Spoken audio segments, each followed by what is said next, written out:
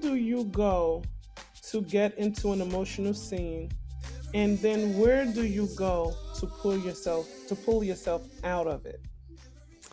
Ooh, oh my goodness. Uh, I guess I go to two places to get into it, the text and then my own experience. Mhm. Um, there's I just did a little recording of Lady in Green for Colored Girls. Mhm. And it's people call it, somebody almost walked off with all of my stuff. Mhm. Mhm. Um and that text is so powerful, right? Listening to it is so beautiful. And then going to my own personal experiences of somebody taking something from me, or somebody trying to take who I am and change it, or own it or label it. That is a deeply emotionally trying experience. Mhm. Um and so I find my as ifs. Sometimes those as ifs are sort of exactly what's on the page, but I try and find something similar that's not going to like completely send me reeling, to allow me to access it. If I'm struggling, what I do is I start saying the lines over and over in different ways. Um, Sometimes, for example, it's like, okay, I will I will change my breath. I will change how I'm holding myself. I change where I put tension, where the tension is in my body, to maybe help access the physical characteristics. And then that might put me sort of in a better emotional headspace. It's not easy. I think I honestly access it different per character. To get out of it, I uh, I usually like will finish a scene or what have you, and then I take like a deep breath in, and then I just let it all out. And I do my best to expel it as quickly as possible. It sucks when you have to carry that same emotion on to the next scene. Mhm. Mhm. Mhm. But I do my best to sort of let go, and I do not fight those emotions. I don't fight it. I let it come. It's very, very hard. It is extremely hard for me to be vulnerable on stage. I hate it. I'm gonna just say it. I hate being I vulnerable on can't stage. tell. I can't tell. I I hate it. I don't like it. I want to be the strong woman who comes on stage and takes names and kicks butt and makes everyone laugh with her humor while taking your company from you with a smile. Now Unfortunately, that I get. unfortunately, that's not always the case. And there's times when I have to be vulnerable and I hate it. And But what do you do to? Okay, I hate to be vulnerable. As let's just use Malika, who yeah. husband is mistreating her. By the way, Malika was a character that Alicia played in my play, Murphy's Law Group Therapy Going Wild, and she nailed it. How did you get from that place where you finally stopped scraping off the top to tell them about what's going Mhm. on in your marriage to actually saying that your husband has been critiquing you about you and everything about you, and now he's talking about leaving, and you're literally being vulnerable to the audience because before you just said he's a bully, blah blah blah. Now you're getting into the details. So what did you do to finally get to that point where you're allowing yourself to be vulnerable and deliver those lines? Very luckily there's a build up. There's one a build up to that point. Good. So the way the play is structured is that, like, she's not starting off at 100. She's not starting near 100. So I'm able. It's kind of rough because as an actor, you're not supposed to know what lines are coming next, Mm. because when you're a person, you don't necessarily know what you're going to say next. So you can't spoil the play for yourself, but at the same time, you have to be ready to get to a certain place. And sometimes it happens, and sometimes it doesn't, and it's okay. But what I do then to allow myself to be vulnerable is to understand my character's story and understand what it is, why they're saying what they're saying. Mhm. And I have to allow myself to be open to it, and I don't judge my character. And again, the process to get to that vulnerability is a little bit different each time. Mhm. Um, but I just sort of I have to let it happen. I sort of have to cut off um not all of myself, but I have to cut off the part of myself that says do not be vulnerable, because that's where your character is at this point in time. That's where they need to be. That's this is I'm not telling my character's story if I'm choosing to not be vulnerable when they are. It's sort of like a partnership. The Mhm. words what the character saying and then the words that I'm saying and what I'm doing. And it is not always easy. It's very, I mean, I think that at least I think it's easy to go up stage and on stage and act sad and I'm really feeling myself and I'm gonna cry. Um, but when people are sad, they're not just sad. Mhm. There's a whole bunch of things going on behind that. And so, you know, tears can be from anger, tears can be from sadness, tears can be from frustration, and it could be from all three of those things. And so I just have to let whatever emotion I'm feeling support that and let it happen. It's a very weird way of explaining it, but yeah, I just have to be open. I have to be open in a way that doesn't necessarily cause me self harm, but allows me to connect with the character.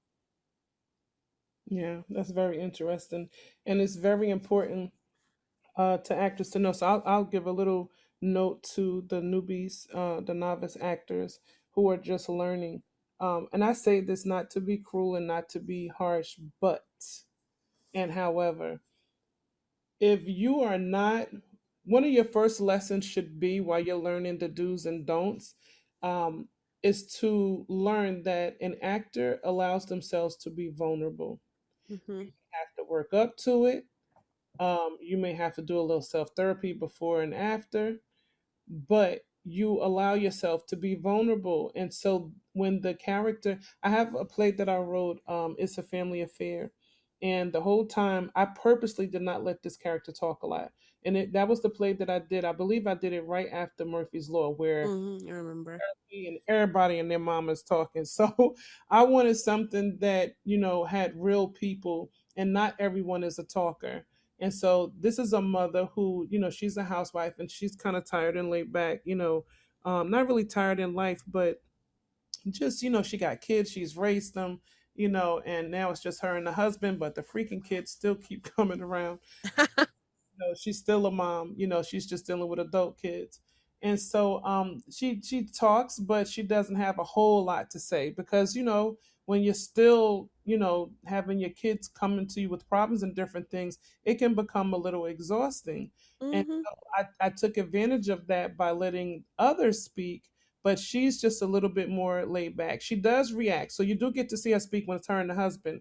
But when the kids come, it's that kind of is that and so Mm-hmm. she doesn't show it a whole lot because she's the mom that doesn't play, and so they don't mess with her because they know that she'll snap. One of those really strict parents, not abusive but strict. Mm-hmm. um here I go again, forgetting what I was talking about. What was I talking about? What was my point? Allowing yourself to be vulnerable. Yes. And so what I loved about her was that she, again, we talked about layers. She hit every layer, every beat. I love an actor that gives you extra because you can tell them to pull it back in. It's always easier. And she gave me extra, and I was able to pull back a little more, a little more, a little more. Okay, now that's it right there. Or no, you can go back up a little bit, on the scale of, Mm-hmm. too much or extra. And so, and she just rolled that horse right on in. And when it came to a point where most of the time she's just reacting, people are talking Mm-hmm. about her. She's doing everything from eating to going in and out of the room to facial expressions or whatever. She's doing all of this reaction. And then finally, she has her say with the husband and she goes ham. And it's just like you love it. It was almost like when I see it, and I can't do this with all of my plays, but when I can see, or my scripts, but when I can see the character finally have their say, I feel like I'm being as realist as I ever have in my writing. Mm. The acting and reacting is a normal thing. And then the person that's quiet is never quiet all their life. Come on. And The Color Purple, even Celie stood up and said, I never asked you for nothing, not even your sorry hand in marriage. You know what I mean? She Hmm. finally had her say. They always usually do. Even if it's not to the person that they're angry with, but venting to Yeah. house. And that's what happened with her. And she allowed herself to be vulnerable because I'm telling you, the place that she goes in talking to her husband and telling him a secret that she had the whole time, we didn't even know. The whole time we're watching the play, we didn't even know that this was part of one of the things she's holding. We just thought Hmm. it was the kids are grown, but they're not behaving grown. And the whole time it was that, and plus some secrets that she was keeping. And she releases it. And all I could think was, when I saw her, this particular actor, portray that role, I just felt like I felt like I was breathing for the first time. I can't even explain it. But I think it was because, again, she allowed herself to be vulnerable. By the way, this particular play started off as a series that I was doing, but I came across someone who had written a book, a play, and a film. And so then that's when I said, you know what? I'm going to do both. So I began to write it as a play, but it was actually a series first. And I would love for Vivica Fox to play that role. I just see it. And although there are many great actors out there that can land that role, the vision that I have for Vivica to bring that home, every woman would relate and every woman would be in tears. And so, but again, it's that whole allowing yourself to be vulnerable, to be like, what the freak, man? Yeah. And it's important. And if again, to all the new actors, listen, first rule of thumb, are you willing to allow yourself to be vulnerable? Do not approach until you are ready. I mean, you can learn all the, the basics and things like that and get that under your belt. But as far as taking a role, and I think that's the reason why some schools, some acting schools, they won't even allow you to go and be in a project for like the first year. And I think that may be why, because not only do you have a lot to learn about the basics of acting, but I think they realize that some actors will probably not even be open to being vulnerable. It's a lot Hmm. to ask. It's not easy. And there are some actors who have gotten the golden ticket and are able to sort of coast through. Mm, I'm not going to name those actors, but there's actors who you see who play the same types of characters over and over, and that's their golden goose egg. And they don't necessarily have to be vulnerable in the same way. But for me, look at these two women, uh, Octavia Spencer and Viola Davis. mm-hmm. I love both of them, and Meryl Streep as well, and And Meryl that's it. and Angela Bassett. Um, and even Helen Mirren. I love Helen Mirren. Mm-hmm. Those are women who, and Olivia Colman. If you look at their, if you look at their, You can go on and on. I could, but like, but oh my gosh, Octavius. If I could ever act with Octavia Spencer or Viola Davis, I would probably pee my pants and cry at the same time. Um, look at if you look at You might. Let their me resume. You might, especially with Viola Davis, because I plan to send her my pitch deck. And so you'll be I one of would. the first people I call if that happens. I love her. I'm getting emotional. But if you look at their resume and you look at the types of characters they played, Hmm. extraordinary range. Hmm. And the only reason that they're able to do that is because they allow themselves to be vulnerable, Vulnerable. even even in characters that are seem sort of like imperious and impenetrable because they're so strong. But Hmm. look at both of them were in The Help. Look Hmm. at how, and Jessica Chastain as well, love her. But Hmm. look at how, I'm sorry, I'm not giving any men. I'm a female. We know, but we'll get to them. We'll get to the Isaiah Yeah, but and but Michael Wright, and we'll get to them. Yeah, but look at how they are in the health, right? These are women who are incredibly strong. They have to be incredibly strong to live the types of life they're living. But look how both Viola and Octavia allowed themselves, and Jessica allowed themselves to be vulnerable in specific moments. And that brought out such a power. The ending of that movie, Mhm. when Viola's character is walking down the street and the kid is crying, oh my God, that gutted me. But there was power in that movement, and that power was achieved by allowing herself to be vulnerable to those emotions she was feeling so she could walk towards her own life. Like, beautiful. So, I mean, honestly, like, and if there's an actor or an actress who you love, watch what they do, and watch and if you can, watch like one of their older works, and then and sort of go to their new works, and then watch how they evolve as artists. And I mean, even like even Viola Davis, people who are like Viola Davis, Meryl Streep, Whoopi Goldberg, these are women who are continuously honing their craft. Like they're not gonna they're hungry for it, even though they're at the level I want to be. They're going to continuously work and continuously train and learn and want to learn, so that next performance can have, that much more added something, you Mhm. know? And So, guess what? Because they're trained, they know that there's an extra added something yeah, should go with it. You know what yeah, I mean? And it's not trust. It's not just that, oh, they're good actors, or oh, they're good actors that are trained. The training allows for a lot.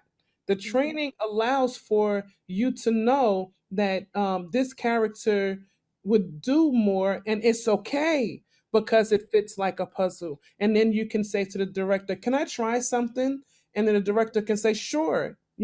Or they can trust you enough to say, "Take liberties," because yeah, they know that that's why I said I want to work with Vivica in It's a Family Affair, because I know for a fact that if I get this budget, there's a few other people I want to be in this, but I know for a fact that if I got Vivica and to play this role, and we got the budget, and I said to her, "Okay, so here's the script," and then we do it or whatever, a few takes, and then I say, "Okay, now do it and add your zhuzh, put your spank on it or whatever, yeah, and run with it." I guarantee you, I'll likely use the footage that she gives me, because she's going to take she's professional enough to know to take what I have there and it's just a foundation. That's why we call it a blueprint.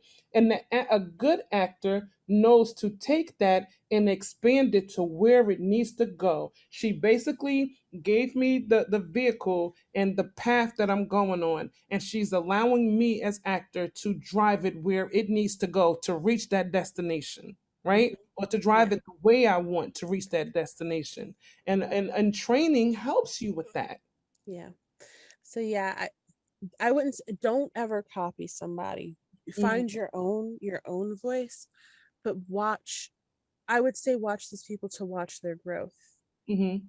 and I mean, to be inspired, like those women, Kathy Bates, like these women inspire me so much. And yeah, I just think I want to, just continuously learn and watch. That's me. I never want to be to a place where I don't want to learn anymore. And I don't comprehend.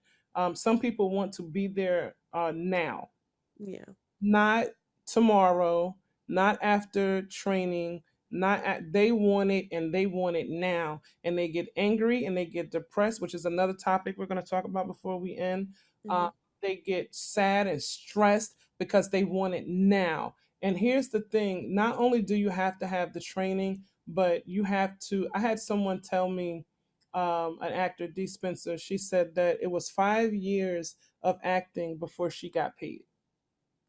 And then you have some actors that feel like, no, I want to act, I want to get paid now, I want to be a star now. And Hmm. I'm like, but there are people who are paying the cost. They are, they're doing the jobs. And it's I don't comprehend. I think, and I don't want to even try to quote, but I believe it was Viola Davis that I read an article where she gave an interview, and she talked about, how just the path that she took. Again, when after the training, how you did certain plays and certain projects before you Hmm. got paid. And then when you did, it might have been a little something. And like you could see the progression to where she is now. And guess what? She's still fighting because she had given some interviews recently saying, okay, if I'm so good and everybody agrees, pay me what you pay the others. So, it's still, but the thing is, I think people are missing a lot of that. I think sometimes we want to, we have it in our, I think all of us are writers in our own right, because in our mind, I think we began to write out how we want it to go for ourselves, right? Yeah. I would definitely say, I mean, like I said, I've been doing theater for a while, and again, I'm still young, and I did make the decision to get a full-time job and, be financially stable in that aspect. So it was to say, like I said, if I had have really hit the pavement earlier, but I recently started getting paid for most of the work that I do. Mm, And then it's not a lot. And it's not anything for me to be like, well, I can get rid of this part time, I could get rid of that. It's not that. mm-hmm, But what I have what I have 5 years ago thought that, like, oh, I'm doing this small role and I'm gonna get paid for it. No. I'm not doing it. I can't think of it as doing as something to support myself with. But I love that that's my goal in life, of course. But I'm not doing it to get paid. I'm not, and I'm not saying that I don't deserve to get paid. There's a difference. I do believe I do believe I deserve to get paid. But at the end of the day, that's not necessarily going to make or break whether I would say yes or no to a role. mm-hmm, I'm hungry. And I like using that word because here's the thing. If you're hungry, you can eat until you're full and you're stuffed. But eventually you're going to get hungry again. You're going to want more. And that's how I am as an actress. It's like I want to learn more. Okay, I've learned everything I feel I could learn. And then eventually, no, I need to learn more. I need to do more. I want to do more. And it's and for me, it's continuously reaching. And I spend so much time, chasing after my goals and going for roles and doing XYZ and living my life, that, like, I turn around and it's like, oh wow, like I guess I can now ask for like a stipend or something. mm-hmm, Oh, mm-hmm. I guess I can now really specifically look for roles that I could get paid for. Okay, like, it's a transformation. It is. Um And and you what I have yeah. to respect it. You have to respect. I'll give you a prime example, and I'll make it quick so we can get to a few more questions.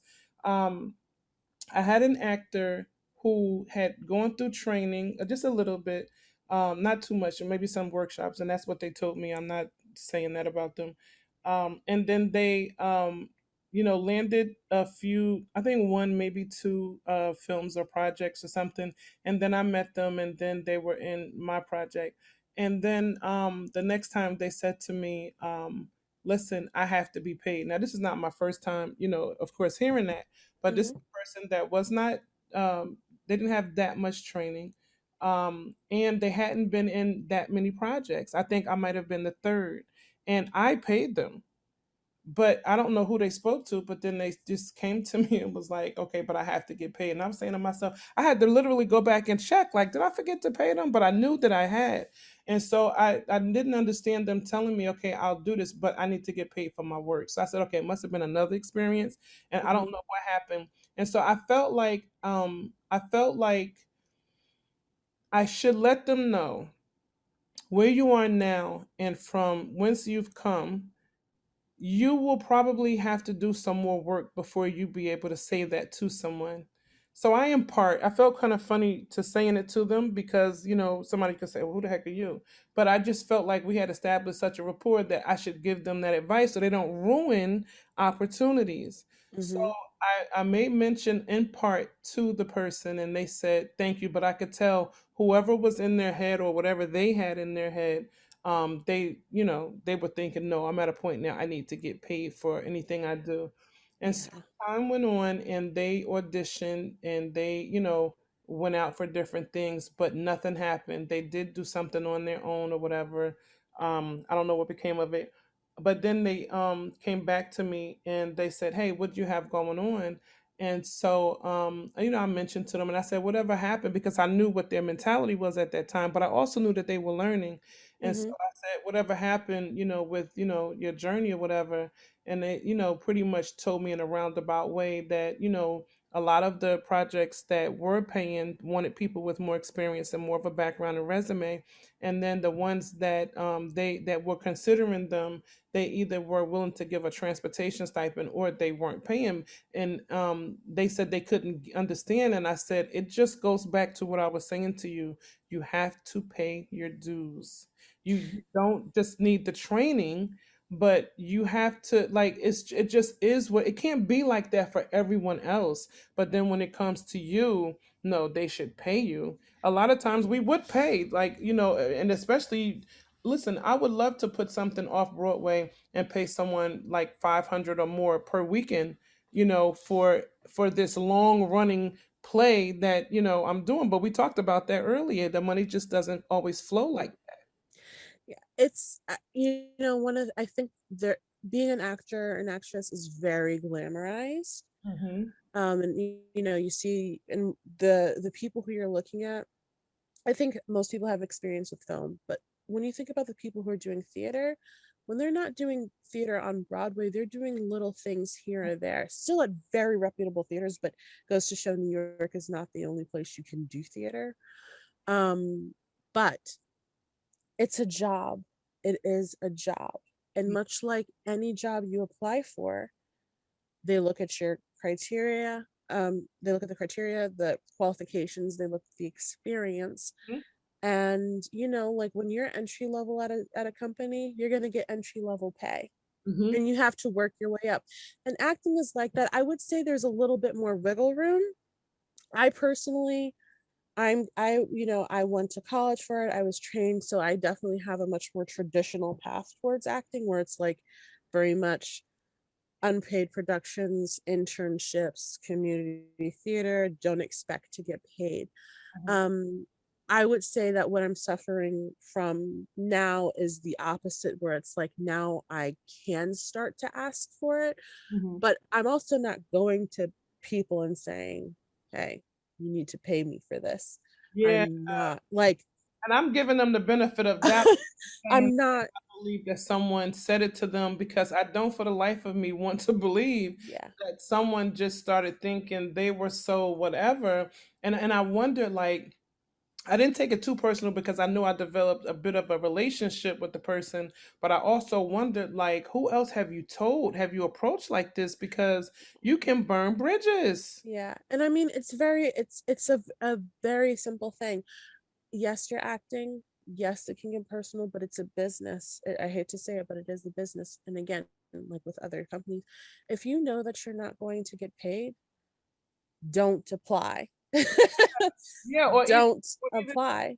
way to say, like, how I would have approached it if I was an actor is I would have said, and do you how much is to pay for the role? And then if they would have said, oh well, this particular one is not paid, I would have said okay, and I would have waited for them to give me the dates, and then I would have said, I'm sorry, I'm booked. I've already booked. That's what and they would have understood it and moved on. But I wouldn't say how much is no, I wouldn't now have said, okay, but I'm gonna need to get paid from now on, because that makes it sound like I told you. I was thinking to myself, let me go see if I paid this person. And I knew that I did. And when I checked, I saw that I did. And so I felt like what I gathered from it was that was the note that they were on. And I didn't feel like I was the first person that they said that to. I felt like they were on that note and they probably had said it to a few people, and it was like, okay, let me let you know too also. And Mm-hmm. so, but again, it kind of bothered. One was I was offended because I did pay them. So I'm like, Mm-hmm. what is happening here? Why would you approach someone who's already paid you, for work? Why would you? But again, I had to remember they're fairly new into the acting. And then my other producers got upset because they said, um, they are actors and they have much bigger resume. They could literally make about 2 3 pages. And so Mm-hmm. I guess when you're an actor who has paid your dues and you know the ropes, and then someone new comes along and they pose that to you, they were just offended that that person didn't even have much of a resume, probably about a small paragraph or less of a resume, and then said that. And so I was looking for somebody to calm me down. I ended up having to calm down, you know. Yeah. Yeah, just I would say don't be rude and understand that acting is just like any other job that you would apply for. And Mhm. that um Don't burn bridges. don't burn bridges, and but yeah, but like understand that unless you again, unless you're that golden goose who was discovered, walking down the street of New York by Steven Spielberg, who's like, come be in my movie. More often than not, you're probably going to just have to work your way up. Hmm. Yeah. And I think that's the takeaway. Know that you're gonna have to work your way up. There are some people that get into it later in life, and they have such a way about them that people just start to want them, Hmm. because they're naturally seasoned. And then listen, I interviewed someone the other day, and he's already doing TV and everything, and he told me that when he came on board, um he was told by the agent, by the TV people or whatever, like, look, we're going to make it happen for you, but get training. But Hmm. there's a lot to be said about training, and I impress this upon actors so much, because I see people in series, web series, digital, whatever you want to call it, in other people's projects and so on, and they got the hustle in them, and they want it bad. But the thing that they're missing is that training. I wouldn't care if you just get a coach that you go to once you land the role, but at least acknowledge that you need the training to nail it. I do think they should do more than that, but I'm just saying. Well, you know, just a PSA. I do not have representation. I would love representation, and I'm already pre-trained. I'm house trained. I'm potty trained. So, if you're looking to represent a plus size African American Puerto Rican female who can play age range 25 to 35, Yeah, she is. here I am. I'll definitely keep my eyes and ears out. I'll make some introductions, because that's the thing about the beauty about Clubhouse is I'm meeting so many people, and Mm, some of them are looking for talent. And right now with everything being African American females, that's a whole nother podcast that we yes. talk I about. got a website, I got an Instagram, I got a TikTok. Hit me up. And I'll make sure I put all of your social media and contact information. I'm going to sum it up with a couple of more questions. Hmm. So, let me see, let me choose wisely. Well, first off, let me ask, how do you come up with those skits on Instagram? They are so funny. I don't know if you've seen, but I'm just like laughing I emoji. see. I'm I so- have to I have to do more. I was supposed to record some this weekend. It's just that work got it. I had to do a whole bunch of other side projects. So I'm gonna put some more up. I'm gonna set time to record.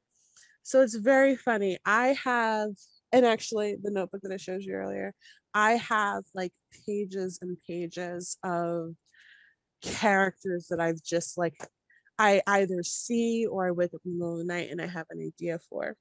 Mhm. The one that I created, your acting professor, her name is Madame W, and my last name starts with a W, which is where I came up with that name.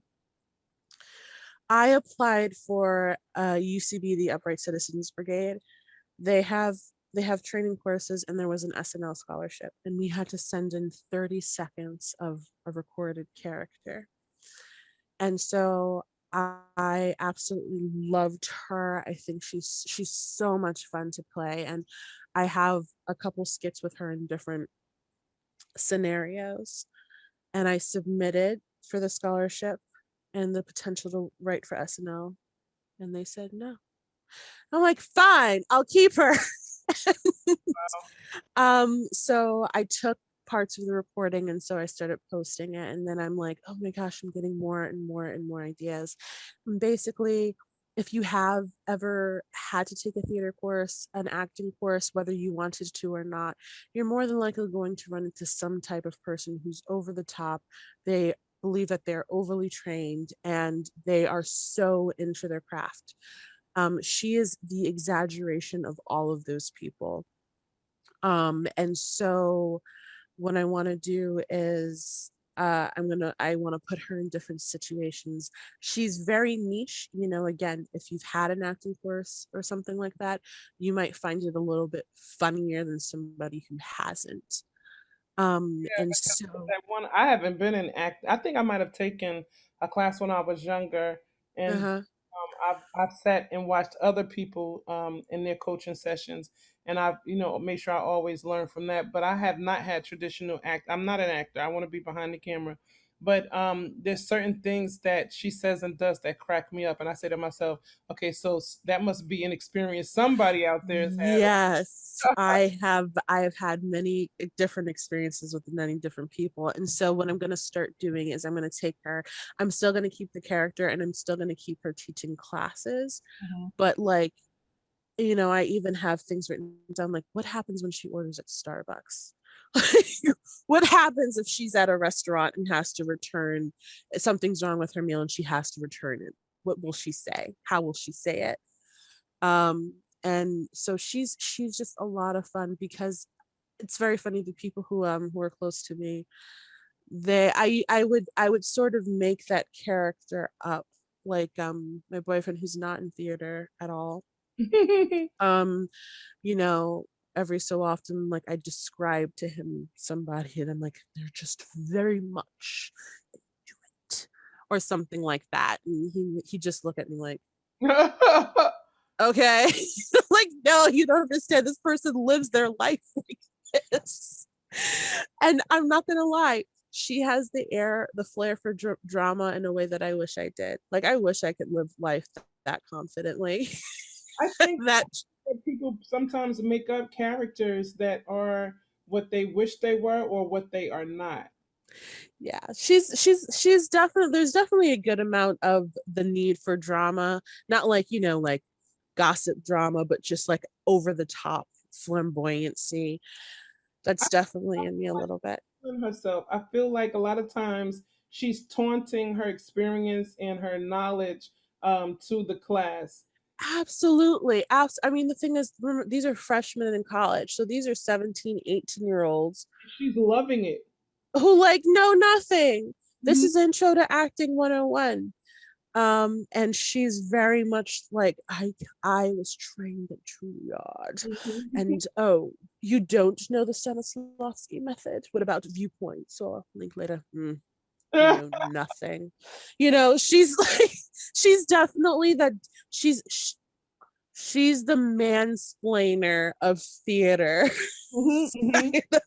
Like, you know, she knows more than you. She's going to tell you she knows more than you, and you need to keep up or just be degraded.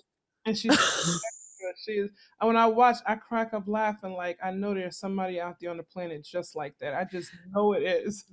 I mean, like I've met people very who have like aspects of her. So I would say she definitely is made up of, you know, like, oh, the way this person used to dress and the way this person talks. Actually, her lip movement, Mhm. I get from some very, very, very Juilliard trained actors such as Patti LuPone. If you look at how Patti LuPone speaks, Mhm. everything she says is accentuated. Mhm. Mhm. It's that Juilliard training, so she has that. So yeah, she's a mixture of different people, and she's so much fun. But do you know what's speaking of that training? Do you know what's hard for when I get ready to produce film and I have a theater actor? Is Mm. trying to get them to let that go. It's different. Acting for film is definitely different than acting for a stage. You can get away with it. Like I could get a person to play someone from the hood, someone from the urban community, and they can still, accentuate the way that they speak, and play that character in that like, right, in the Hmm. character of someone from around the way. and it will go over okay because the audience understands that this is theater. It's like they go in thinking that. And then, but on film, of course, like you said, it's totally different. The camera's up close and personal at times, and we just don't need that. In addition to that, the with film with the character, it more so looks for you to be a regular person. You know, it can Yeah. have different personalities, but a regular person. But Hmm. what I'm having a difficult time with, and I'm talking mentally, of course, in directing, I end up having to just constantly tell them the same thing over and over. But when I try to let them, to ask them to let it go, and not just because they may know all of, that you need to know about the difference between film and TV. So that's not the issue. Hmm. It's just that once in a while, it pops out. Yeah, I mean, I will say this, I'm very happy to have a theater background because I find it, and for most people, I find it's easier to go from film to theater than theater to film. I mean, sorry, goes from theater. It's easier to go from theater to film than film to theater. However, um, there are differences. One of the things that as a theater person we're taught is I have to make sure everyone sees what I'm doing Mhm. and they hear very clearly what I'm doing. So Yeah, I yeah.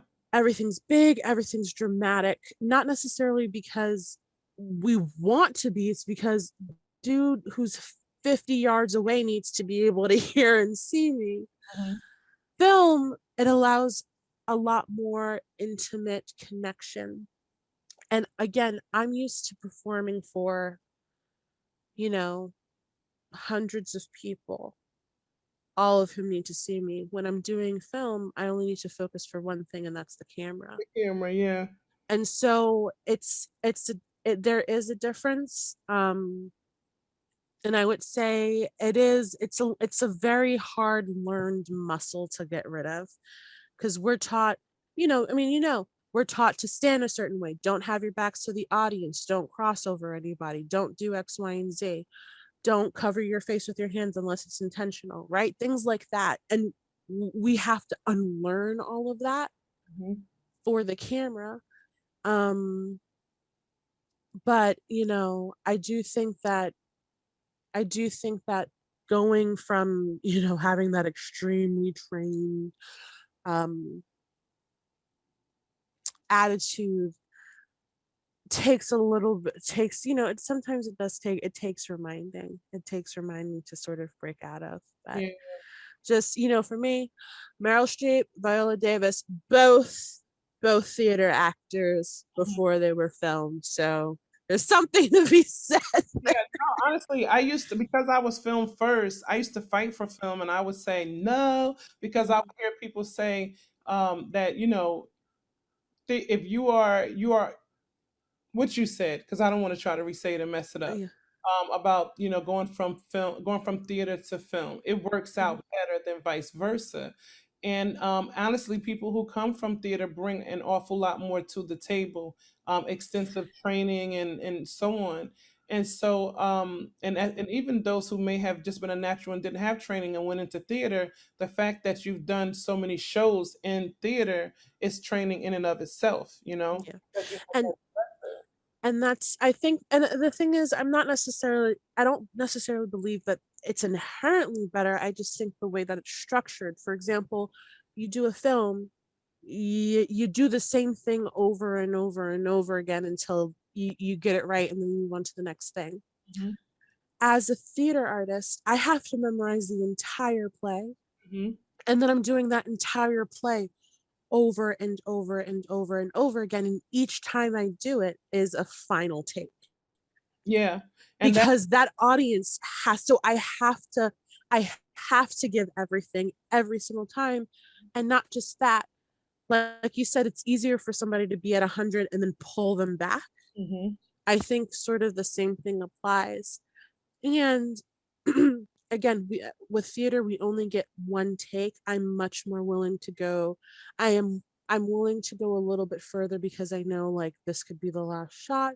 mhm. And there's no there's no editing. Like everyone needs to hear everything I say. Everything needs to, there's nothing that could potentially take away. With film, you have the editing process, color corrector, you have CGI in some cases, you have additional voice recording.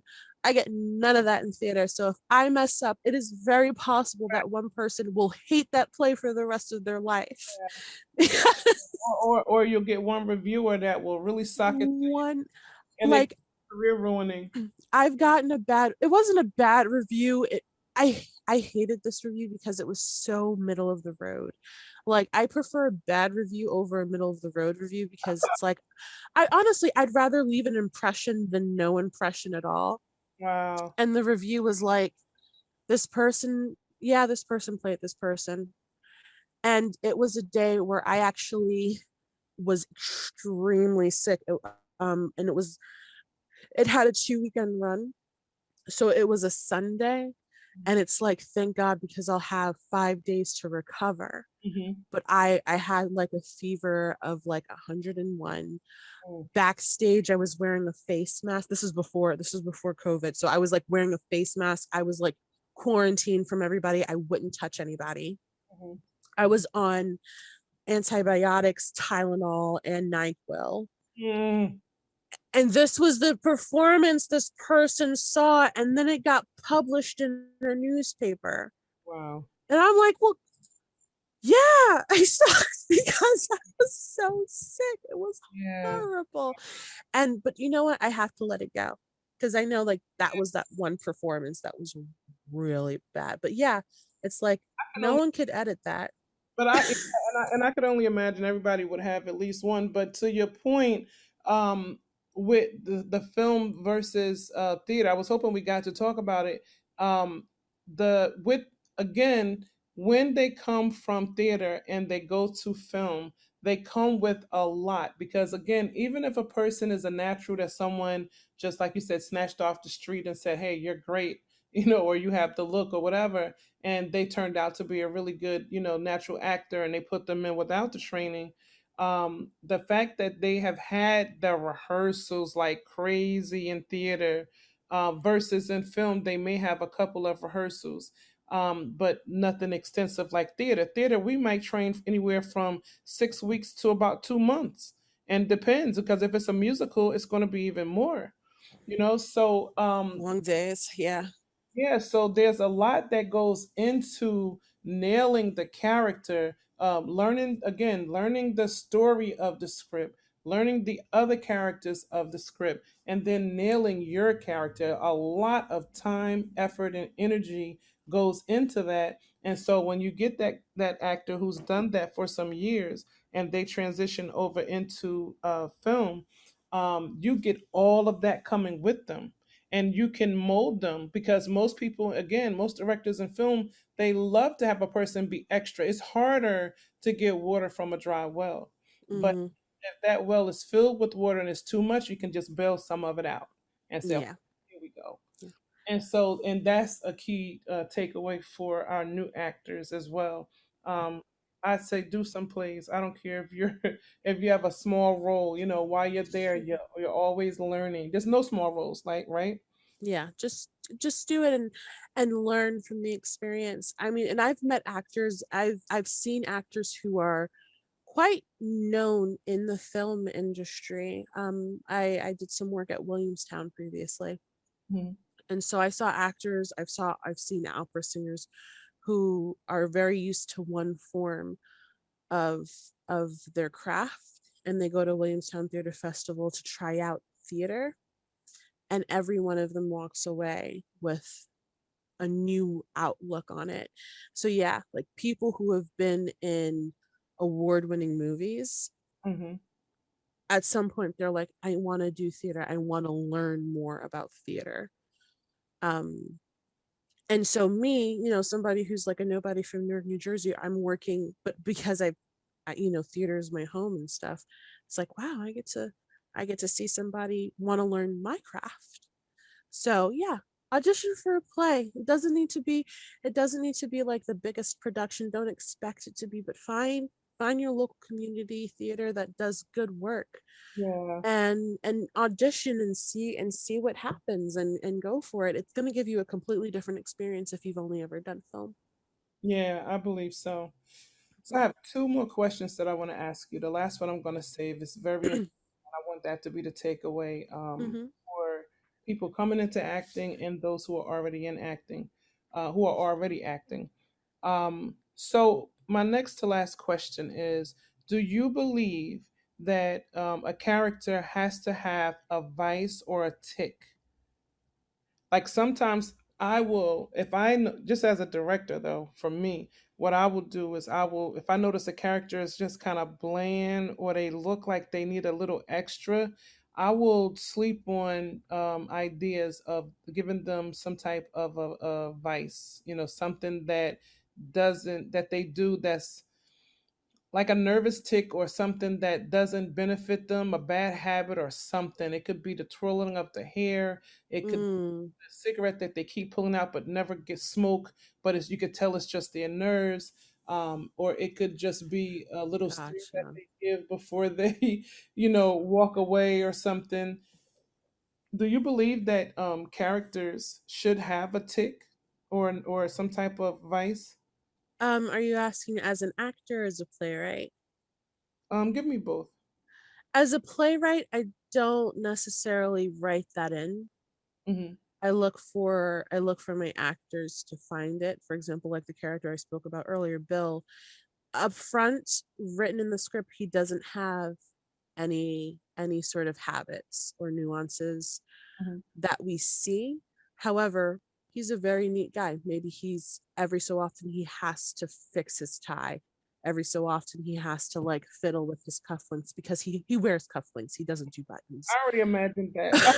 you know, um, maybe he's like, so that's something I, as a playwright, I tend to leave for the actors unless it's sort of very, unless there's a reason why I need to draw attention to it. Mhm. As an actor, um, yes and no. Maybe I wouldn't necessarily call it like a tick, but I would call it a trait. Yeah, I think every person does have a unique trait Mhm. that they do, and they do it in very specific circumstances or something. So you know, I it does, and it doesn't need to be something big. It doesn't need to be like a um something extremely noticeable, but it needs to I think it's important because we all, everybody has a thing that they do. Mhm. And I think if it doesn't maybe, and maybe you don't even notice it. Maybe you're a leg jiggler. Mhm. Maybe you bite your nails. Maybe you always have to have your pens lined up at your desk in a certain way. And it's something you don't even notice, but it's something other people do. So yeah, I think having specific characteristic traits is very important. Yeah. I'm gonna chime in because you made me think about the writing aspect of it because initially I was thinking of the from the actor's POV. Hmm. And so I will say when I write, I will sometimes write. Oftentimes, I will write in the vice or the tick or like you said, the character trait. Um, I will do it sometimes. That's my sneaky way because I may not direct the project, but that's Hmm. my sneaky way of communicating to the actor. And I probably shouldn't be saying this on the podcast. And the other directors, know. Hmm. But that's my sneaky way of communicating to the actor certain things about the character to kind of help them with their homework. And as if I know I'm going to direct it and I'm writing it, then it's like, like sort of a little bit of a cheat sheet for me. So Hmm. I don't spend that much time directing because I'm kind of giving them, I'm directing in the script. And I do that often if I know I'm going to direct it. Um, so I will put certain things for, and I'll use a prime example, Cassidy, which I've asked you and you've accepted to be Fifi from the fourth floor in Cassidy, the series. I'll put those episodes out soon so everybody can see it. But in the new season that's coming of Cassidy, Alicia plays Fifi from the fourth floor. And Cassidy is a pistol in menopause, going through whatever trials and tribulations she's going through and driving everybody nuts. And one of the traits that I have with her is that she constantly pulls out this cigar that she never smokes, because when she met this guy, Yaya, he's Muslim, and he wasn't strict when she met him, but he decided all of a sudden he wanted to be more religious or whatever. And so and that's like a pain in the neck for her, and it causes her to mess up in a lot of areas. But one of the takeaways from meeting him is that she stopped smoking cigars. And so to stop smoking cigars, what she does is pretend to smoke cigars. Again, Mhm. it's the weird thing. And Yeah. she pulls it out. She takes it out the little plastic wrapper if it's in one, or out the box or whatever. She puts it in her mouth. She looks always looking for her lighter, or either she has the lighter and holds it in her hand. And mentally, she has smoked a cigar, even though she has not smoked the cigar. And so, but that's a vice that I gave her, that she misses smoking, but to be better and to stay with her growth, she will not smoke the cigar, but she will still take herself through each of the phases of smoking the cigar. So, and I found and I didn't I knew early on that now if the actor did smoke, I think I was going to have her have a setback.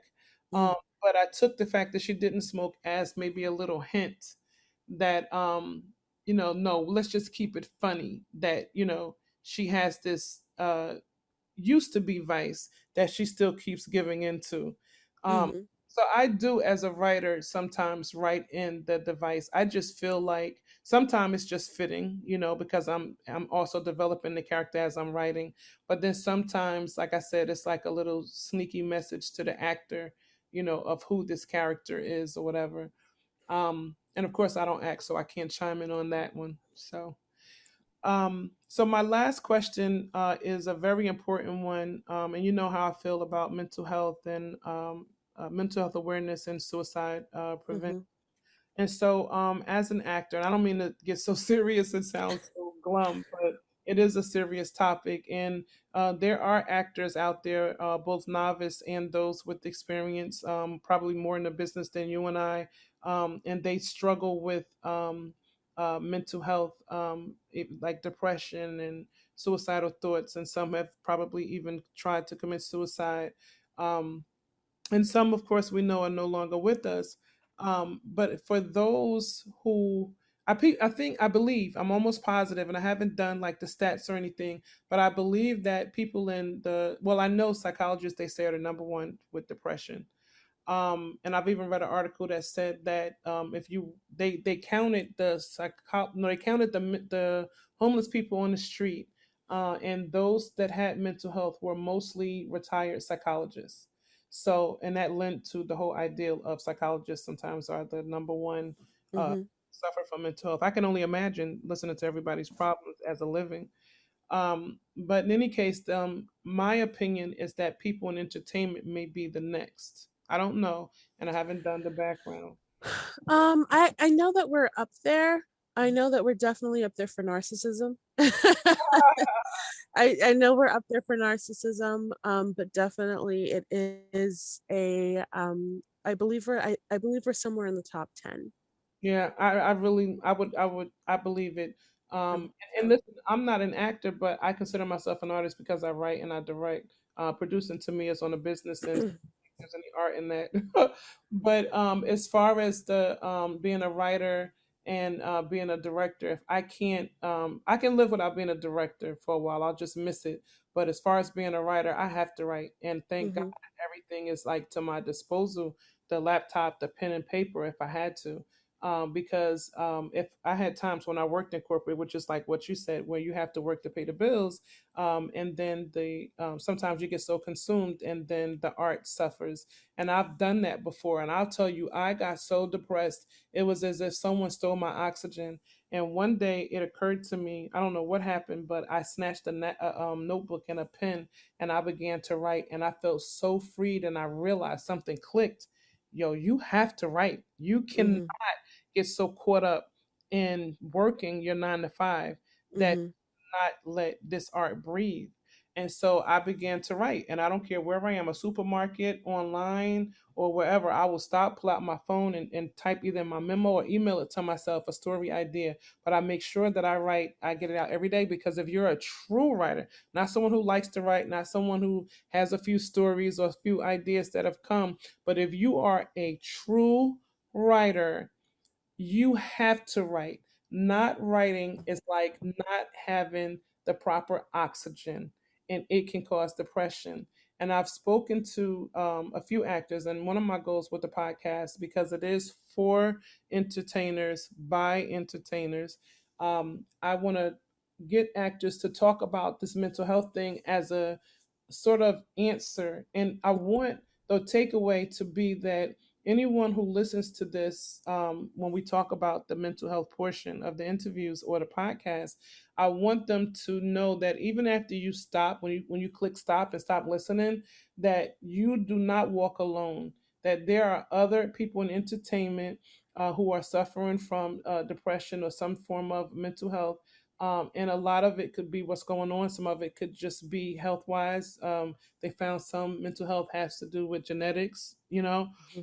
but you do not walk alone. And I think that'll be helpful, because I think what makes people, and I don't know because I haven't gotten to that point, but I think that what makes some people get to that point where they actually try to take their lives or do is because they do feel they hate what they're going through. And I think a huge part of it is that they feel like no one understands, or that they're walking that path or that journey alone.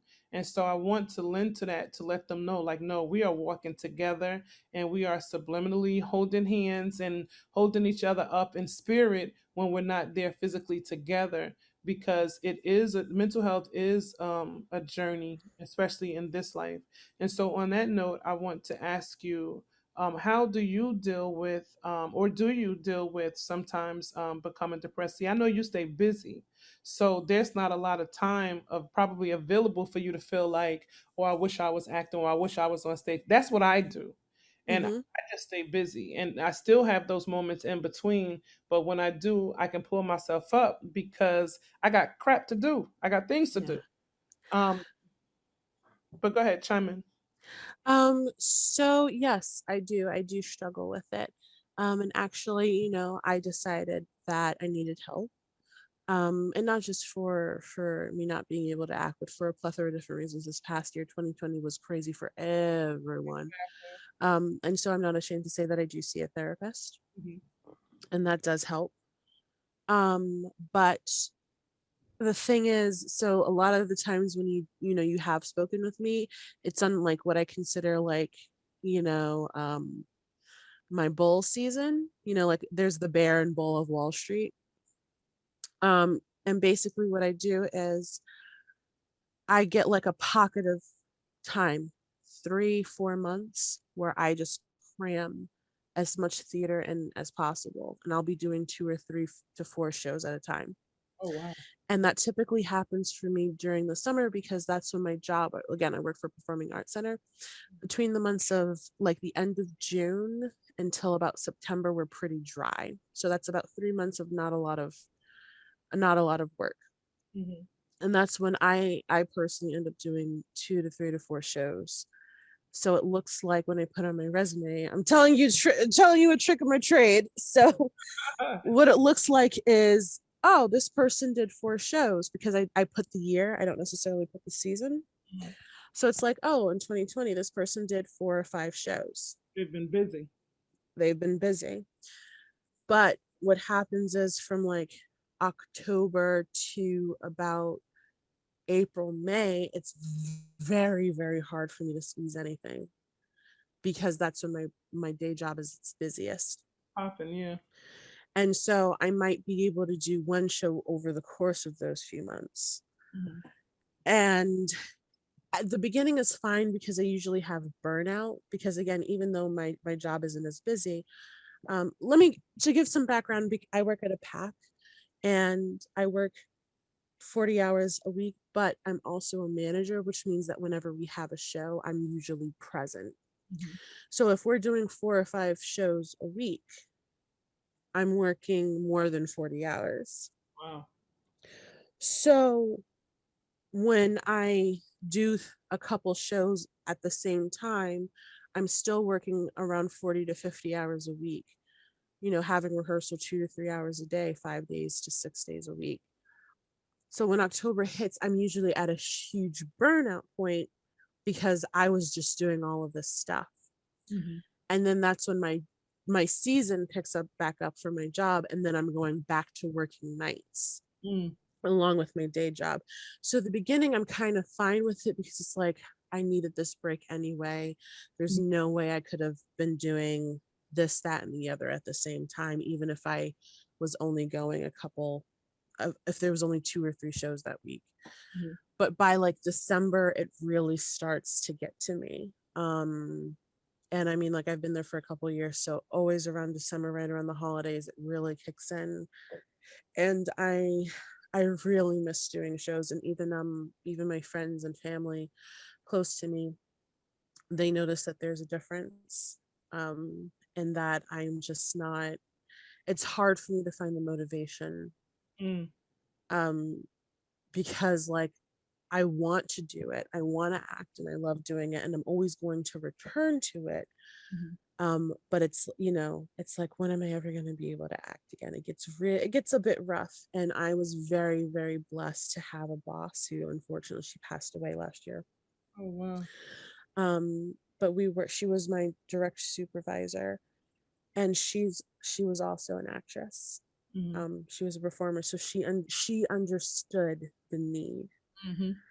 And so she would move everything around that she could to allow me to have time to be able to squeeze in a show here or there, which was incredible. And I thank her every day for allowing me to have those opportunities that I did, because she would put more on her plate, or we would hire somebody, or we would switch the schedule around. And I would do more day shifts, school shows and things like that, to allow me to, or kids and family shows, to allow me to be able to take those days, those nights off. Um, but yeah, it's definitely, I definitely feel like I'm not fulfilling a purpose.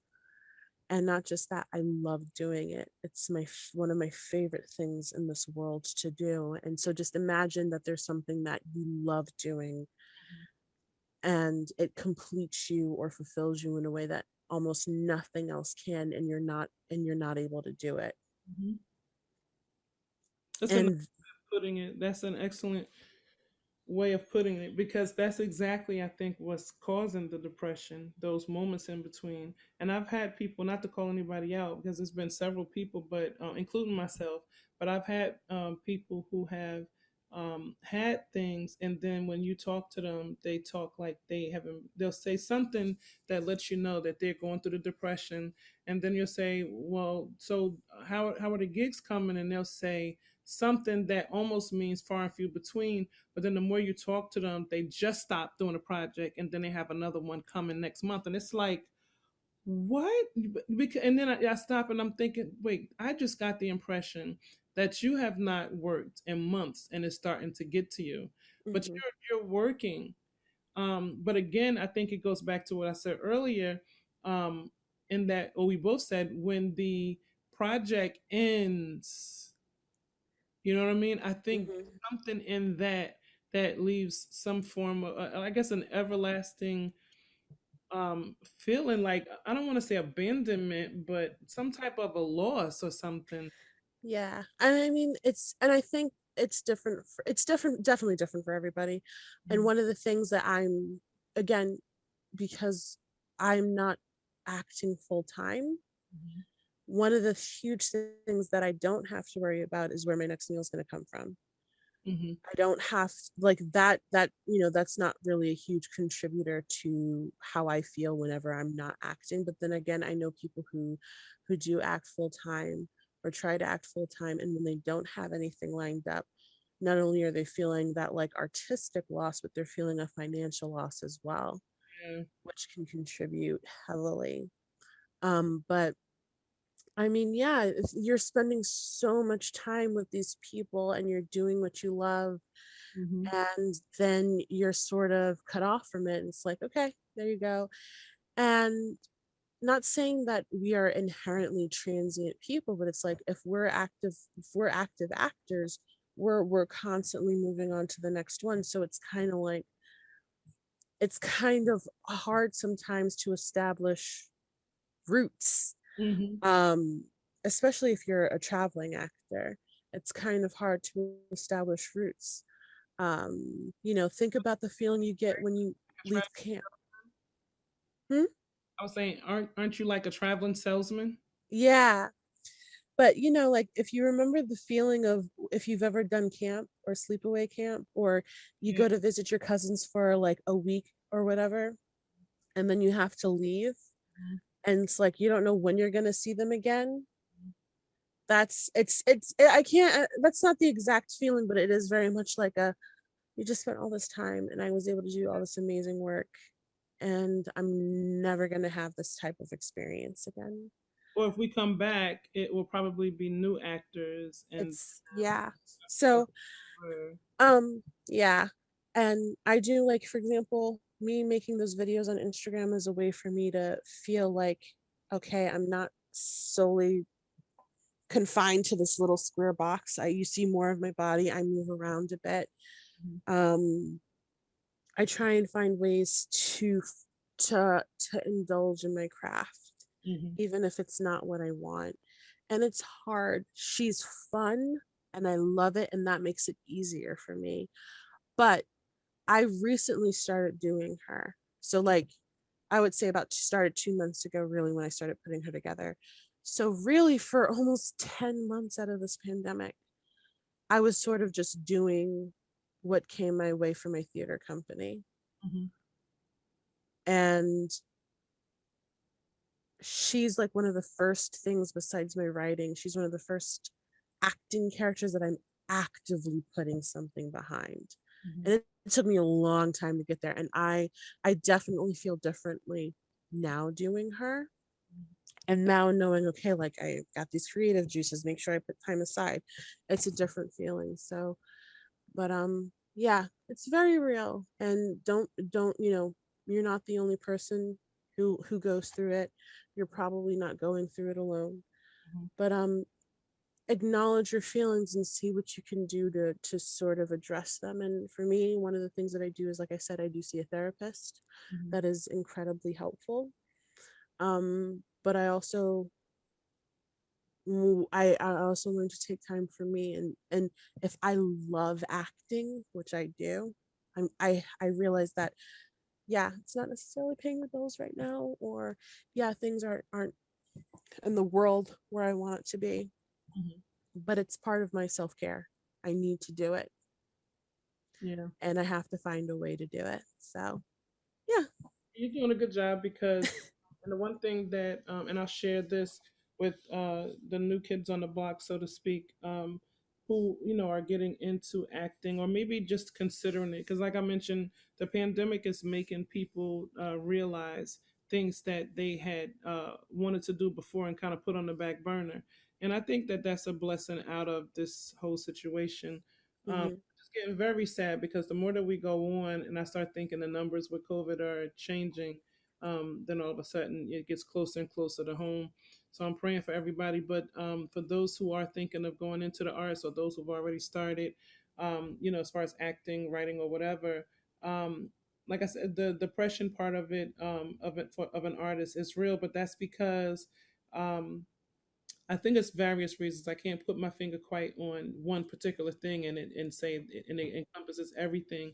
But one of the things is because a true artist, like I said, they need oxygen, and sometimes you have to create your own to get that oxygen. And so I think that you're doing a great job in doing that. I think that it makes a lot of sense. It was very wise for many reasons. The fact that you are putting it on social media, that's more people who get to know you, so that's good for branding and marketing yourself. It's therapeutic.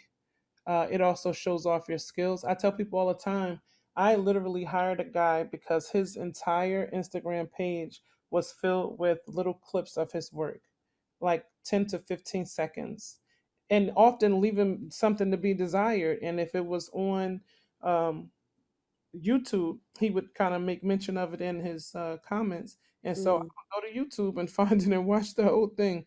You know what I mean? Because it was the little clip that he put was so interesting. So I think that that's absolutely therapeutic. I actually, as a filmmaker, someone who edits and directs and all of that, I have T Clinton at TEA Clinton 13 on Instagram. That is my entertainment page. I can't be out there filming at all times, mhm, coming up with content. So I repost other people's content, and that helps me.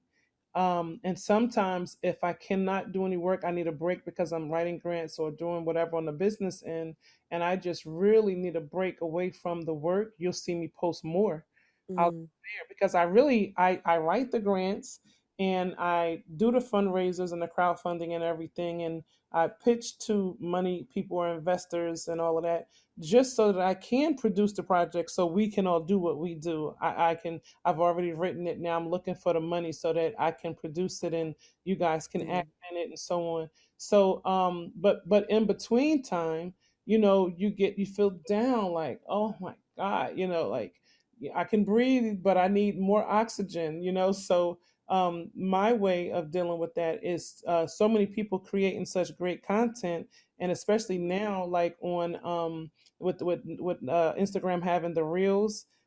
Yeah, So I go and I repost. I go to TikTok or I go to Instagram. yeah, I see. So many apps. I have about three apps maybe. One of the fourth ones I haven't learned figured it out yet. But I'll go and I'll copy or snatch some content someone did, and usually I'll give them credit. But oftentimes people put their own credit on their video, so it's Mhm, the time of having to figure out where I got it from, and I'll just repost it there, and that's my way of producing something, because they're acting or they're dancing or they're singing, and I'll put that up there. Now, don't get me wrong, during the whole pandemic, when after George Floyd, when all of that crap was happening, when they were um, kind of going and imposing on the different, marches and everything, and, mhm. instead of letting it be what it was supposed to be, people were bringing in their crap and making them look bad.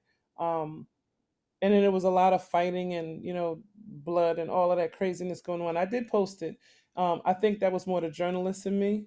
Mm, I just felt like it was happening. We were in turmoil, and I felt people needed to know. And there were so many people who didn't know what was going on because one, not everybody watches the news, and then with the pandemic, people were trying to find some type of something to take their mind off of things or just to kind of feel a little happy. And so they weren't watching the news. But meanwhile, back at the ranch, there were things happening. And so I had a few people tell me, thank you so much for posting that. Although some people said, oh, I can't watch. I'll come back after this blows over because I was literally posting them back to back.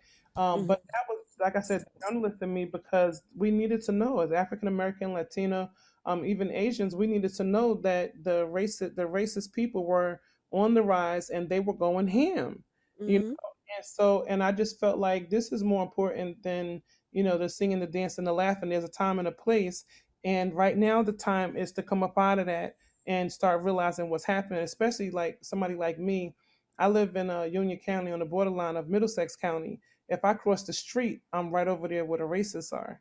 If I go to a certain store down the road, I'm right in their town. Don't let there be something not in the Linden shop, right?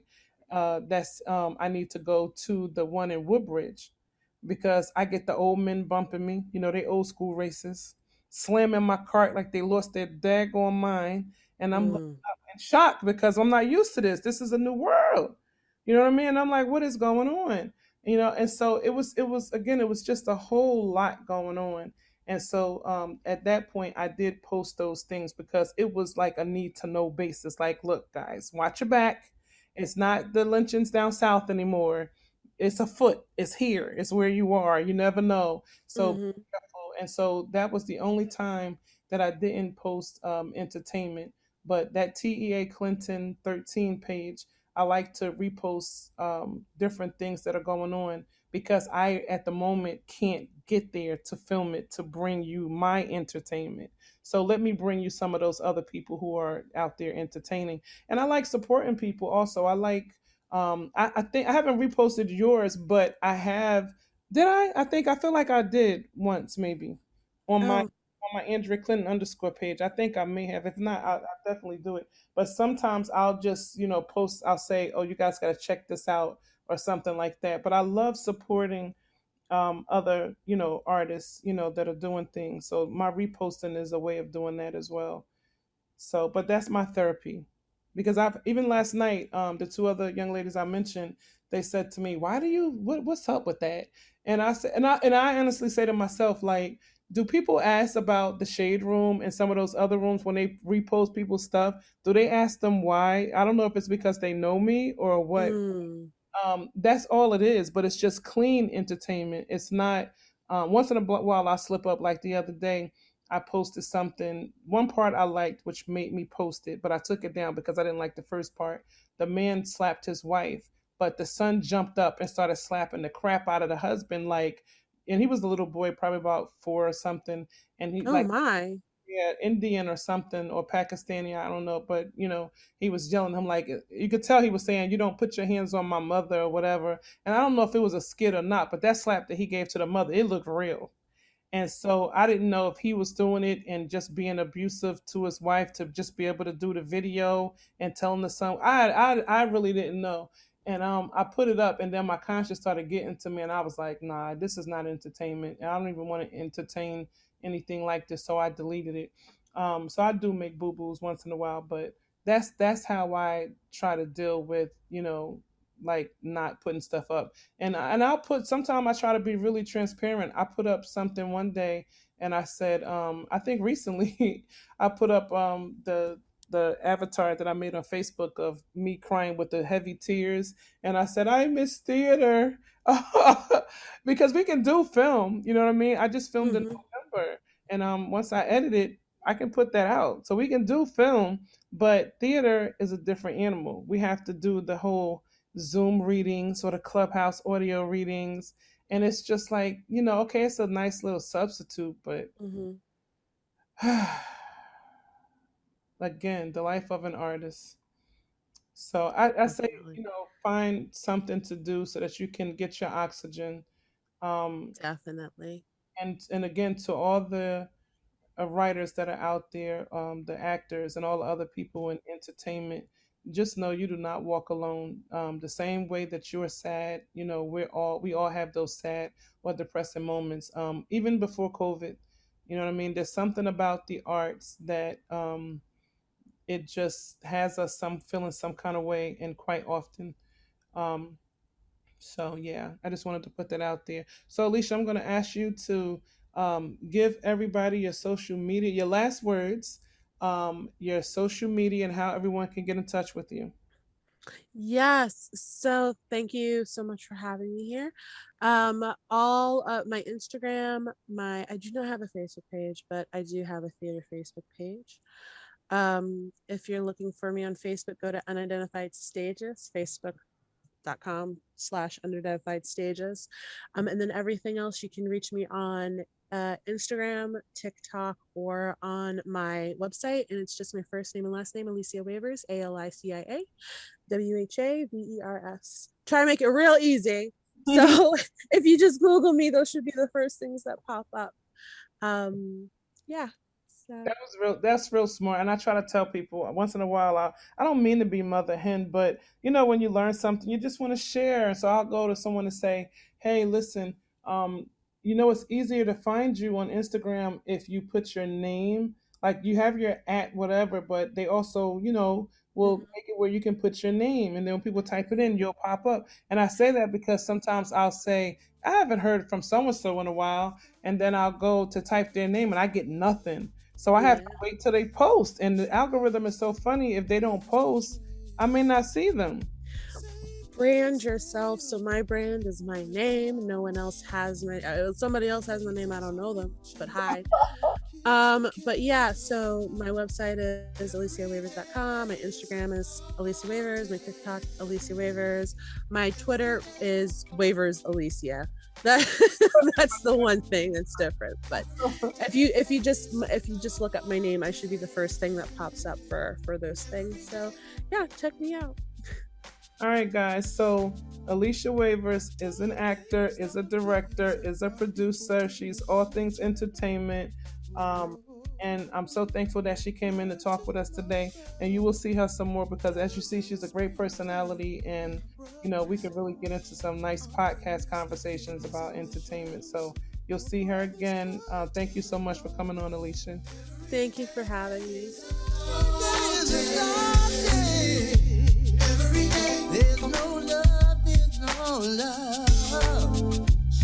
You've been listening to I'm Just Saying with Andrea and friends. If you enjoyed today's show, be sure to share, because sharing is caring. Like, comment. Also, if you never want to miss an episode, subscribe, baby!